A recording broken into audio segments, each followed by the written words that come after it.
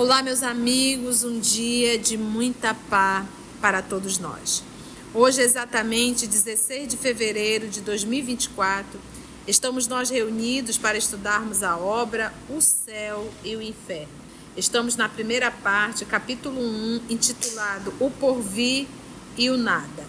Nós vamos envolver o nosso amigo Wesley, que irá fazer a nossa prece de gratidão, e logo depois a nossa irmã Aramita irá fazer a recapitulação do nosso último estudo.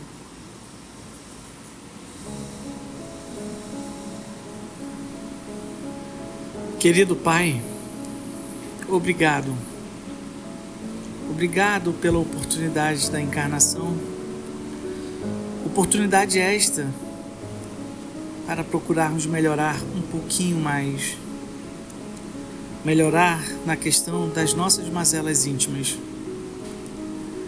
Lutar a boa luta com nós mesmos.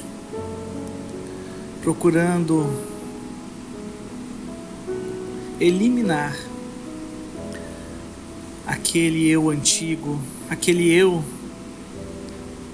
que nos trouxe até este momento, mas que de hoje em diante possamos ser um eu diferente, um eu procurando errar menos, procurando se esforçar mais, para que nessa encarnação, Senhor, não desperdicemos o divino tempo que o Senhor tem nos dado. Muito obrigado, Senhor. Fique conosco hoje e sempre. Que assim seja.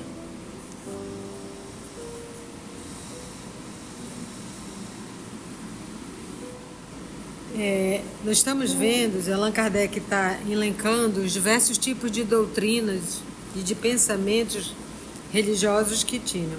Então nós vimos o niilismo, que é onde morreu, acaba. É o nada, não tem nada, só tem essa vida. E ele diz que se há uma doutrina insensata e antissocial, é seguramente o niilismo.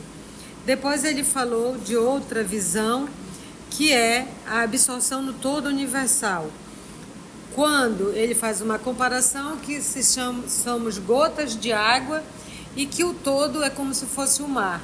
E ao morrermos, ao desencarnarmos, voltamos para o oceano, ou seja, perdemos a nossa identidade, a nossa individualidade e somos absorvidos ou reabsorvidos nesse todo universal.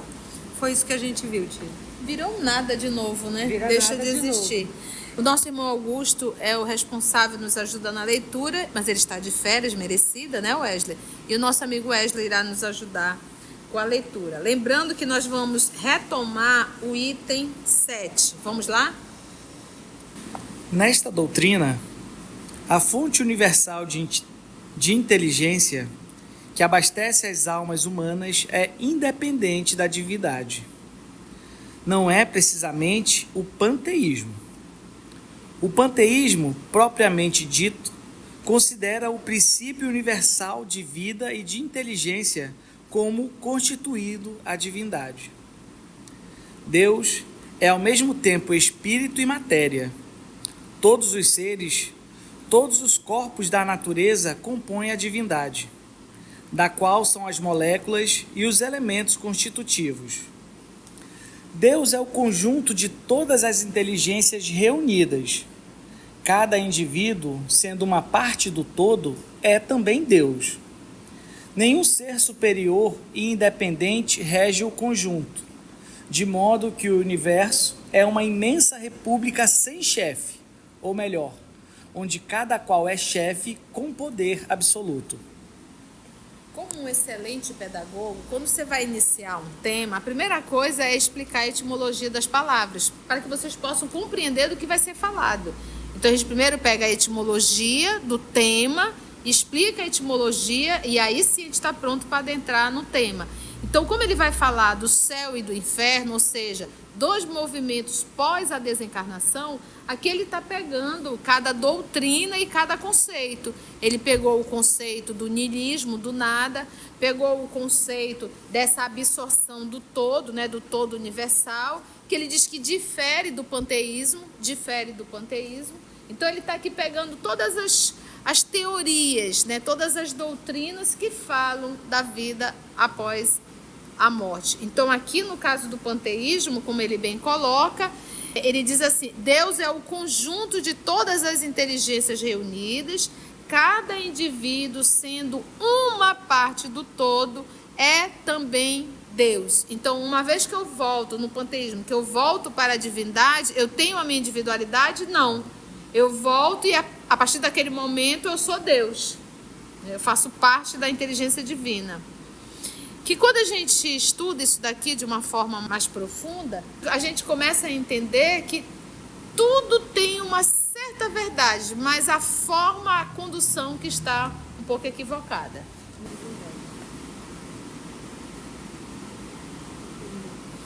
Vamos então ler o item 8.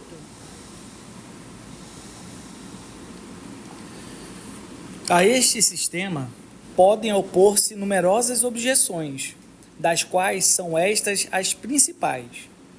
Não se podendo conceber a divindade sem o infinito das perfeições, pergunta-se como um todo perfeito pode ser formado de partes tão imperfeitas, tendo necessidade de progredir. Devendo cada parte ser submetida à lei do progresso, conclui-se que o próprio Deus deve progredir. E se ele progride incessantemente, deveria ter sido, na origem dos tempos, muito imperfeito. Ora, como admitir que um ser imperfeito, formado de vontades e ideias tão divergentes, tenha sido capaz de conceber leis tão harmoniosas, tão admiráveis de unidade, de sabedoria e previdência, quais as que regem o universo? Se todas as almas são porções da divindade, todas concorreram para as leis da natureza. Como se explica, pois, que elas murmurem sem cessar contra essas leis que são obra sua?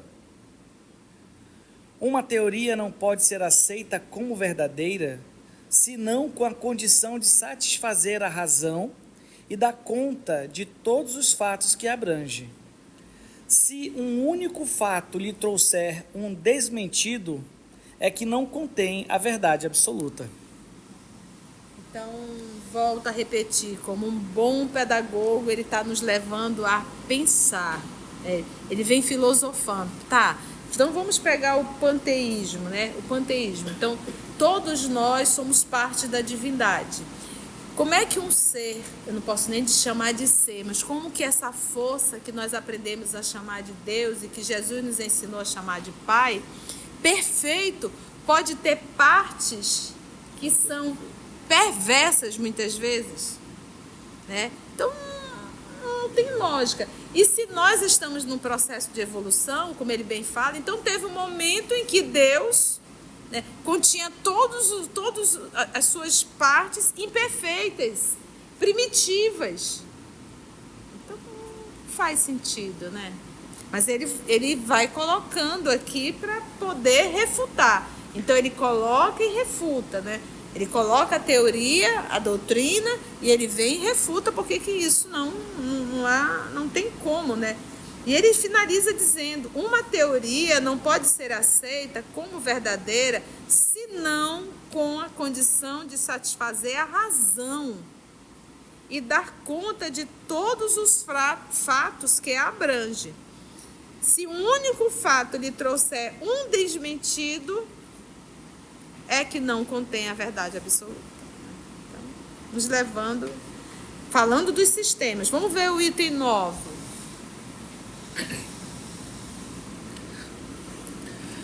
Do ponto de vista moral, as consequências são igualmente ilógicas. Em primeiro lugar, é para as almas, tal como no sistema precedente, a absorção num todo e a perda da individualidade. Caso se admita, de acordo com a opinião de alguns panteístas, que as almas conservem essa individualidade, Deus deixaria de ter vontade única para ser um misto de vontades divergentes. Além disso, sendo cada alma parte integrante da divindade, nenhuma é dominada por um poder superior. Não incorre, por conseguinte, em responsabilidade por seus atos bons ou maus, Visto que é soberana, a alma não tem interesse algum na prática do bem e pode praticar o mal impunemente. Olha, tá vendo a lógica? Né? Olha que lógica, né? Caso se admita, de acordo com a opinião de alguns panteístas, que as almas conservem essa individualidade, né? Não, mas volta para Deus, mas cada alma conserva a sua individualidade, porque senão volta, né? Então, seria a gota no oceano, né? Se a gota se misturou no oceano, ela deixou de ser uma gota, agora ela é o oceano, ela faz parte do oceano. Então, se o espírito volta para Deus e ele mergulha ali em Deus, ou ele tem a individualidade ou ele não a tem. Se ele não a tem, perdeu, deixou de ser, ou seja, o nada novamente, né? Deus deixaria de ter vontade, porque se cada criatura não perdesse a sua individualidade, então Deus não teria mais vontade, porque cada um tem a sua individualidade. Deus deixaria de ter vontade única para ser um misto de vontades divergentes, cada um querendo uma coisa. Por exemplo, uma mãe que teve dentro de casa 8, 9, 10 filhos, né, 7, 8 filhos, ela sabe que é difícil, né, porque cada um é uma cabeça, cada um gosta disso, outro gosta daquilo, outro é impressionante. Então, tem como fazer uma unidade dentro da casa? É muito difícil. Então imagina a criação divina com bilhões e bilhões e bilhões de inteligências. Além disso, sendo cada alma parte integrante da divindade, nenhuma é dominada por um poder superior, né? Porque cada um não incorre, por conseguinte, em responsabilidade por seus atos bons ou maus. Visto que ela é soberana, a alma não tem interesse algum na prática do bem, pode praticar o mal impunemente. Não, vou voltar para Deus mesmo, não vou responder nada. Item 10.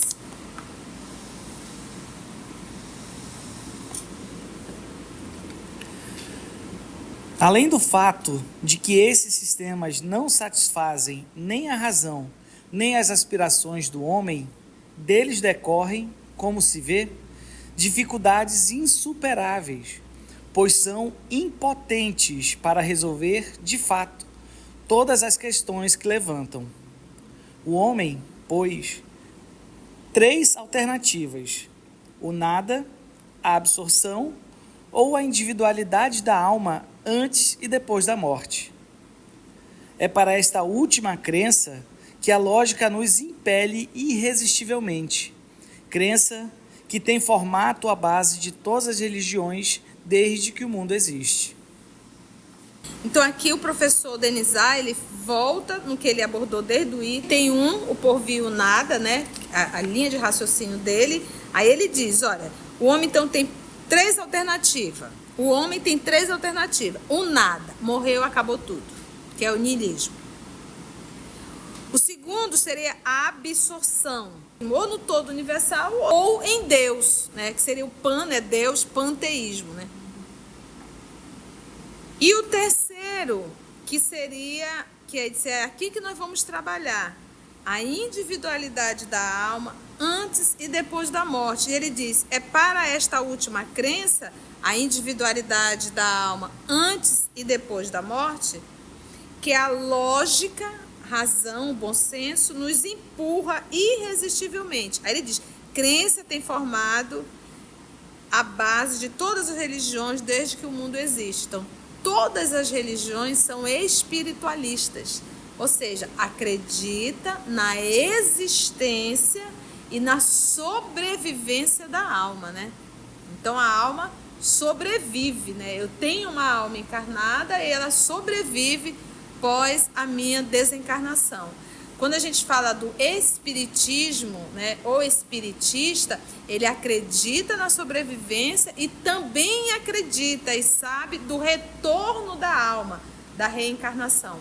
Então, todas as religiões são espiritualistas? São, que acreditam na existência e na sobrevivência da alma.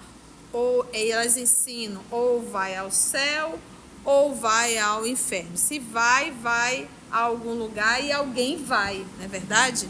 Então, esse alguém, esse ser seria a alma. Vamos lá, finalizando o item 10. Se a lógica nos conduz à individualidade da alma, também nos aponta a esta outra consequência. A sorte de cada alma deve depender das suas qualidades pessoais, pois seria irracional admitir que a alma atrasada do selvagem, como a do homem perverso, estivesse no mesmo nível da do cientista e do homem de bem. Segundo os princípios de justiça, as almas devem ter a responsabilidade dos seus atos, mas, para que sejam responsáveis, é preciso que elas sejam livres na escolha do bem e do mal. Sem o livre-arbítrio, a fatalidade, e com a fatalidade não poderia haver responsabilidade. Esse capítulo aqui, ele dá uma palestra de tanto material que o professor Denizar tem aqui para nos levar realmente à lógica e o bom senso. Me permitem reler. Se a lógica nos conduz à individualidade da alma, que ele desde o item 1 ele está nos buscando a lógica. Também ela nos aponta esta outra consequência. Qual é a consequência? A sorte de cada um. Então, quando a gente fala em sorte, é como se fosse assim.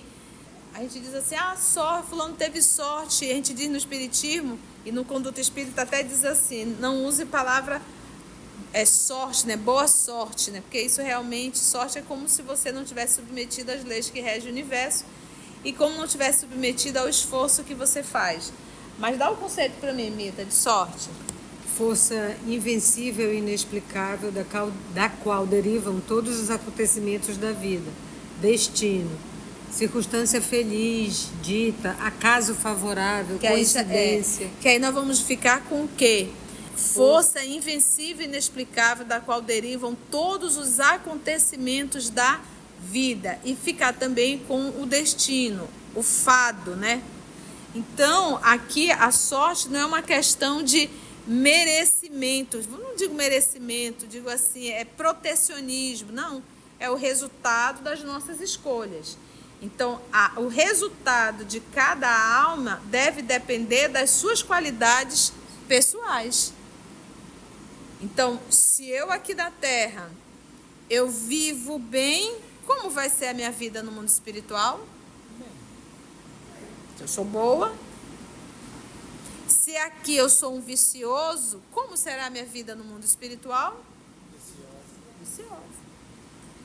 Pois seria irracional admitir que a alma atrasada do selvagem, como a do homem perverso, estivesse no mesmo nível da do cientista e do homem de bem. Então, quando ele fala do selvagem, ele está falando de um espírito que não tem muito tempo que foi criada. Lembra que a obra é do século XIX, tá, gente? Então, são espíritos simples que acabaram de sair, não faz muito tempo que saíram da mão do Criador, não. Já tem noção, um pouco mais de sociedade, mas ainda são muito primitivos. Então, naquela época, né, que a gente vê assim, por exemplo, se a gente pegar os nossos irmãos, os iniciados do Egito, a gente se assusta. Eles não estavam de comum acordo com a grande massa que estava no Egito. Então, a gente percebe que são espíritos que já têm lições e bagagens maiores, porque Deus não nos criou todos ao mesmo tempo. Todo o universo Deus criou ao mesmo tempo, criou todos os planetas e vai... Não. A todo momento Deus está criando. Por isso é que Jesus disse, meu Pai trabalha, eu também trabalho. Então Deus nunca para de criar.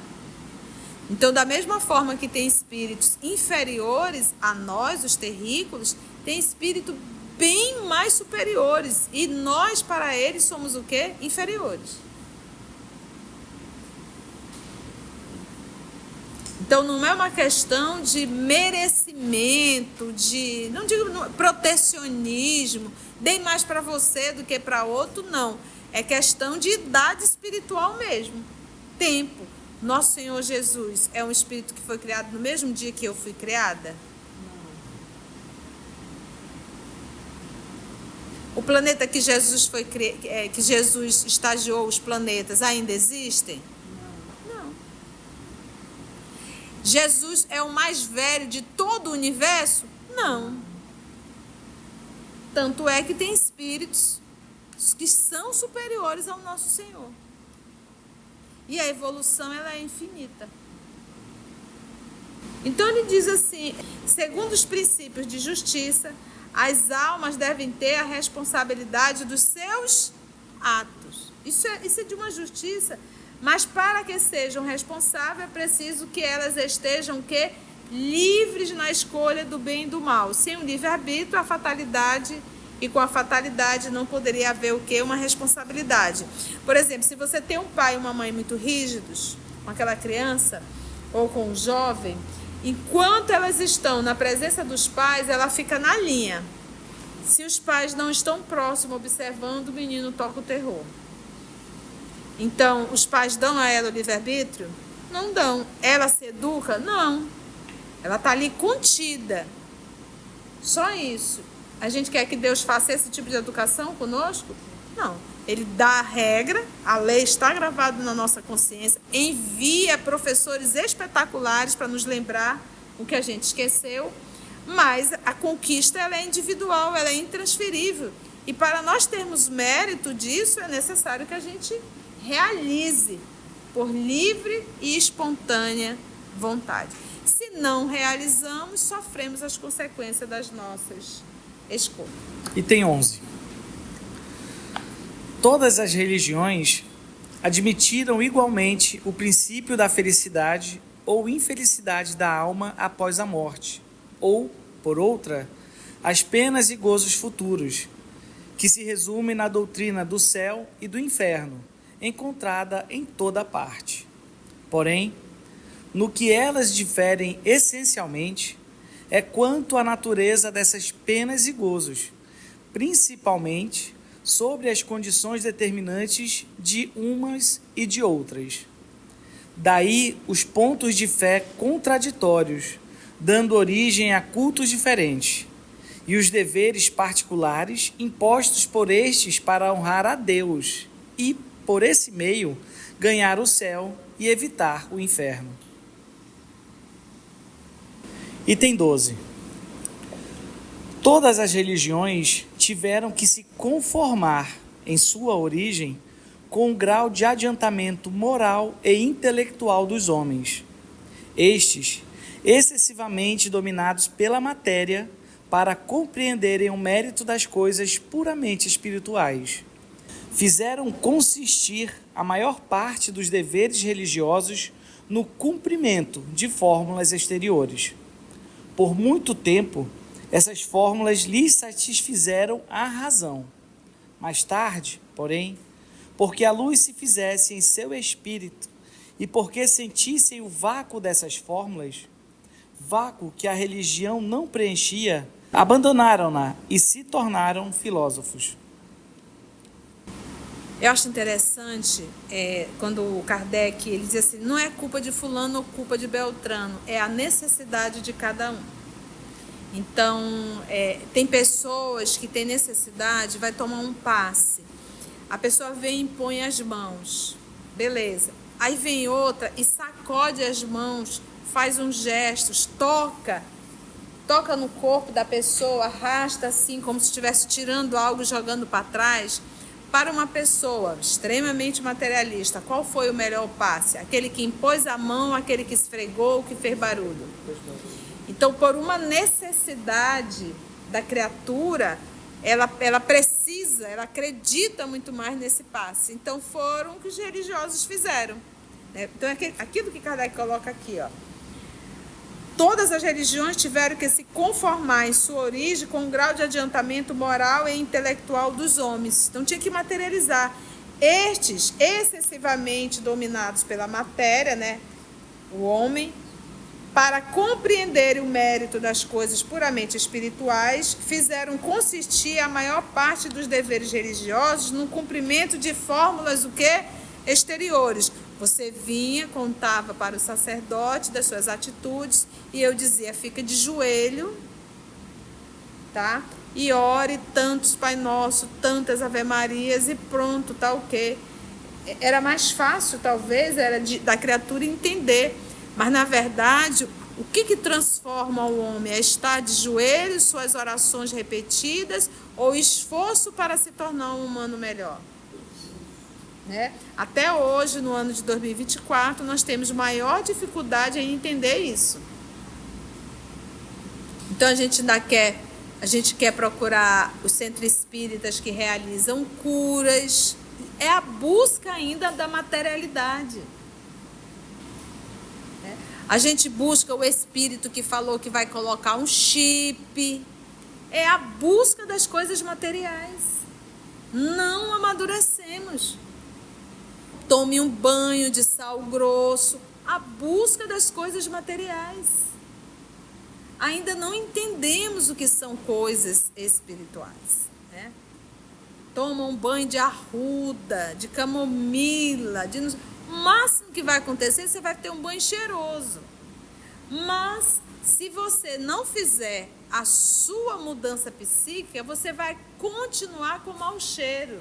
A camomila, o arruda, não vai resolver. Aí, não, tia, mas eu tomo, eu me sinto muito bem. Então, a folha, na verdade, ela não é ela, é a indução psíquica que você mesmo se faz. E o pensamento é tudo. Né? Então, como que eu vou dizer para uma pessoa, não precisa o sal grosso? Visualize o bem, receba essa energia do nosso Pai Criador. A pessoa vai tentar fazer, mas ela não vai se sentir aliviada. Ela necessita ainda dessa bengala psicológica, da arruda, do sal grosso, seja lá do que for.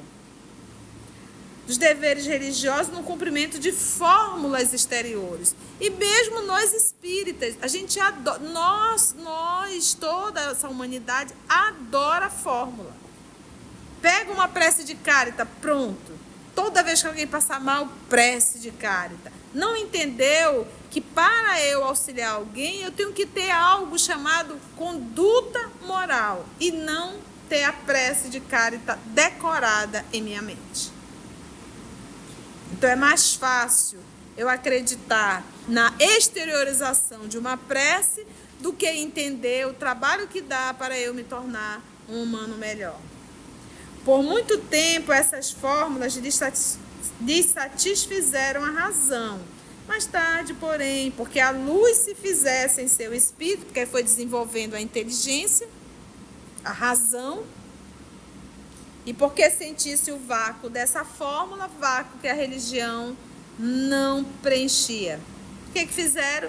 Abandonaram. Então, na época de Kardec, nós tivemos aqui a época da luz, né, do desenvolvimento intelectual, e um abandono muito grande da igreja, né, de certa forma, né, então aqui estava surgindo muito materialismo, né, a negação de tudo.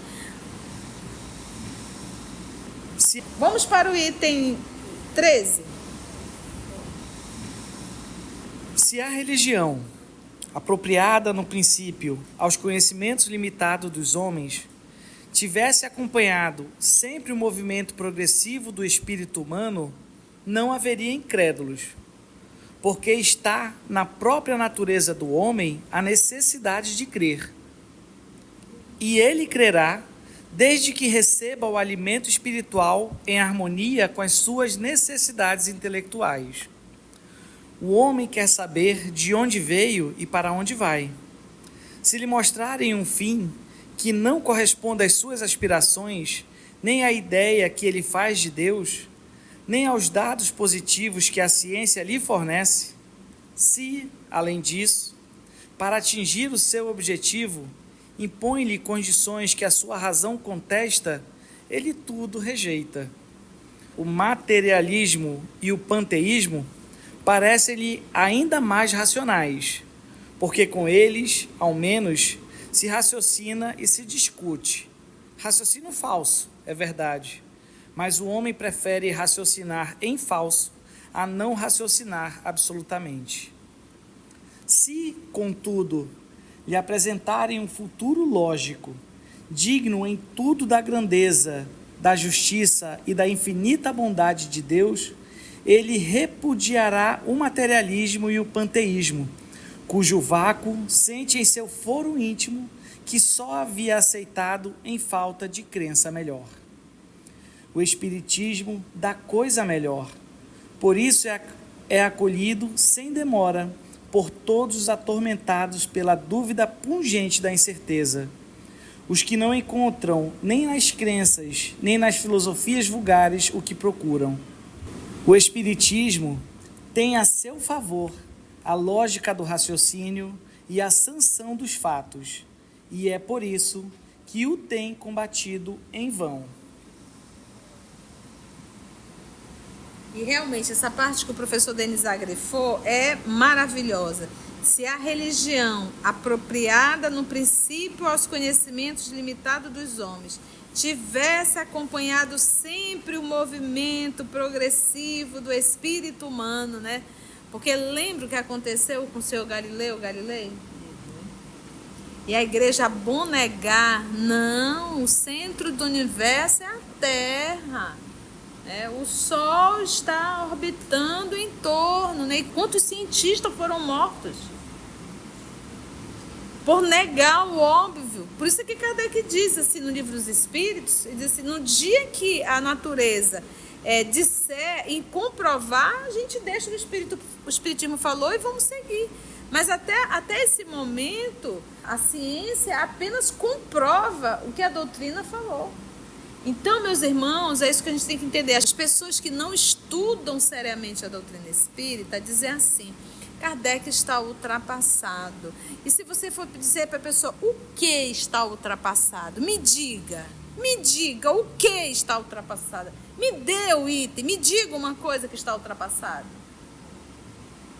A pessoa não vai saber falar, porque as pessoas falam e nem sabem o que estão falando. Então, quando a misericórdia divina, tendo Jesus como governador do orbe, quando ele manda uma revelação, gente, há mais de 1000 anos, de uma para outra, nós não temos 200.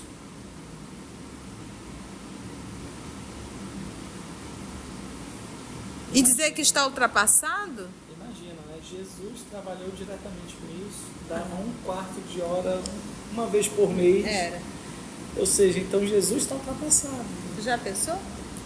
É isso que a gente tem que começar, sabe, gente, a pensar. Eu digo que são inimigos do espiritismo dentro da causa, disfarçado de espírita, né?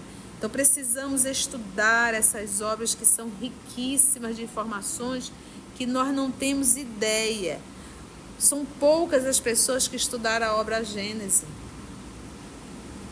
São pouquíssimas pessoas que estudaram a introdução de O Livro dos Espíritos. As pessoas repetem sem ter muita noção do que está falando. Vamos ver o finalzinho? Item 14. Instintivamente, o homem acredita no futuro, mas não possuindo até agora uma base certa para o definir. A sua imaginação ha concebido sistemas que originaram a diversidade de crenças. A doutrina espírita sobre o futuro, não sendo uma obra de imaginação mais ou menos arquitetada engenhosamente, porém, o resultado da observação de fatos materiais que se desdobram hoje, a nossa vista congregará, como já está acontecendo, as opiniões divergentes ou vacilantes e trará gradualmente, pela força das coisas, a unidade de crenças sobre esse ponto, crença que já não se baseará em simples hipótese, mas na certeza. A unificação feita relativamente à sorte futura das almas será o primeiro ponto de contato entre os diversos cultos, um passo imenso para a tolerância religiosa em primeiro lugar e, mais tarde, para a completa fusão. Aquela frase dele, né? Então aqui quando ele falou está inato em todos nós a necessidade de Deus, a crença na imortalidade, porque é a nossa essência. Então ele diz assim, a pessoa prefere acreditar num panteísmo ou numa absorção do que ter que negar. Então, se nós formos colocarmos na balança, quantos materialistas nós temos no planeta Terra? É maior do que os espiritualistas? Gente, é quase que nada o materialista. É quase que nada. A pessoa pode ter uma conduta inadequada, ela usa até o nome de Deus, mas ela sabe. Algum materialista, ele quer negar tudo. Aí tem até um filme, que eu não me lembro o nome do filme, acho que era com Jack Nicholson, e ele diz assim, o Jack Nicholson era materialista, e o Moreno olhou para ele e disse assim, então tá. Morgan Freeman, exatamente. Ele disse assim, então tá, o mundo inteiro tá errado e você tá certo. Porque é mais ou menos isso. Então não é da nossa essência, porque isso nós trazemos, como diz lá bem no Livro dos Espíritos, isso em nós. E aí quando ele diz, a unificação feita relativamente à sorte futura das almas será o primeiro ponto de contato entre diversos cultos. E eu me recordo de um grande amigo meu que nos procurou essa semana para conversar, ele disse, Conceição, eu fui fazer um trabalho numa determinada igreja, ele é espírita, na parte da construção civil, e o padre soube que ele era espírita, era um padre, né, na igreja, e aí o padre pediu para conversar com ele um pouco, né, e o padre chegou e disse assim, já que você é espírita, vocês conversam com os endemoniados, né, sim, como é que vocês fazem lá? Me explica, porque aqui o povo chega, eu não consigo, eu faço todo o protocolo e não consigo tirar, e eles conversam, como é que a gente deve fazer? Conta para mim, olha que interessante. Então tem várias religiões já voltadas para isso. Muitas pessoas que procuram saber dos seus entes queridos que partiram e às vezes encontram mensagens. Então tudo isso, gente, faz parte das leis que regem o universo para nós entendermos que além da individualidade existe realmente a continuidade e que nós podemos sim nos comunicarmos. Eu não posso querer abafar as lições do nosso Senhor Jesus, porque ele se comunicou com seus discípulos. Com os discípulos, eu não estou me referindo aos 12, mas aos 500 da Galileia, né? Com todos aqueles seus alunos, todos aqueles que o seguiram várias e várias vezes depois da sua desencarnação. Foi bom, gente? Deu para aprender alguma coisa? Antes de orarmos em agradecimento, vamos ouvir algumas considerações da tia que destacamos neste estudo para a reflexão dos ensinamentos. Vamos aos destaques da tia? Tudo tem uma certa verdade, mas a forma, a condução que está um pouco equivocada. Todas as religiões são espiritualistas, ou seja, acredita na existência e na sobrevivência da alma. Então, todas as religiões são espiritualistas? Que acreditam na existência e na sobrevivência da alma. Ou elas ensinam, ou vai ao céu, ou vai ao inferno. O que transforma o homem? É estar de joelhos, suas orações repetidas, ou esforço para se tornar um humano melhor? Né? Até hoje, no ano de 2024, nós temos maior dificuldade em entender isso. Então a gente quer procurar os centros espíritas que realizam curas. É a busca ainda da materialidade. A gente busca o espírito que falou que vai colocar um chip. É a busca das coisas materiais. Não amadurecemos. Ainda não entendemos o que são coisas espirituais. Né? Não precisa o sal grosso. Visualize o bem. Receba essa energia do nosso Pai Criador. Para eu auxiliar alguém, eu tenho que ter algo chamado conduta moral e não ter a prece de caridade decorada em minha mente.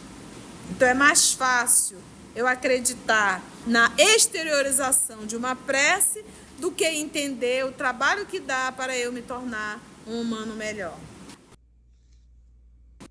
Pessoas que não estudam seriamente a doutrina espírita dizem assim, Kardec está ultrapassado. E se você for dizer para a pessoa o que está ultrapassado, me diga o que está ultrapassado. Me dê o item, me diga uma coisa que está ultrapassada. A pessoa não vai saber falar, porque as pessoas falam e nem sabem o que estão falando. Quando a misericórdia divina, tendo Jesus como governador do orbe, quando ele manda uma revelação, gente, há mais de 1000 anos, de uma para outra, nós não temos 200. E dizer que está ultrapassado, é isso que a gente tem que começar, sabe, gente, a pensar. Eu digo que são inimigos do espiritismo dentro da causa, disfarçado de espírita, né? Então precisamos estudar essas obras que são riquíssimas de informações que nós não temos ideia. As pessoas repetem sem ter muita noção do que está falando. Então, se nós formos colocarmos na balança, quantos materialistas nós temos no planeta Terra? É maior do que os espiritualistas? Gente, é quase que nada o materialista. É quase que nada. Se você chegou até aqui o final, deixa seu comentário. É muito importante a gente poder ler o teu comentário. Não esqueça de curtir para que possa divulgar a página, dá o seu like, né? E, se possível, faça a sua inscrição no nosso canal e toca o sininho. Porque quando você toca o sininho, o YouTube avisa para você quando o EOS publicar um novo estudo. Então, receba um grande abraço da família EOS Manaus. Assim, concluindo o nosso estudo de hoje e agradecendo o nosso Mestre Jesus por mais este momento de aprendizado, vamos orar? E assim agradecemos a Deus nosso Pai, agradecemos ao nosso Mestre por excelência e aos amigos espirituais aqui presentes que conduzem o nosso trabalho. Muito obrigada, Senhor, graça te damos.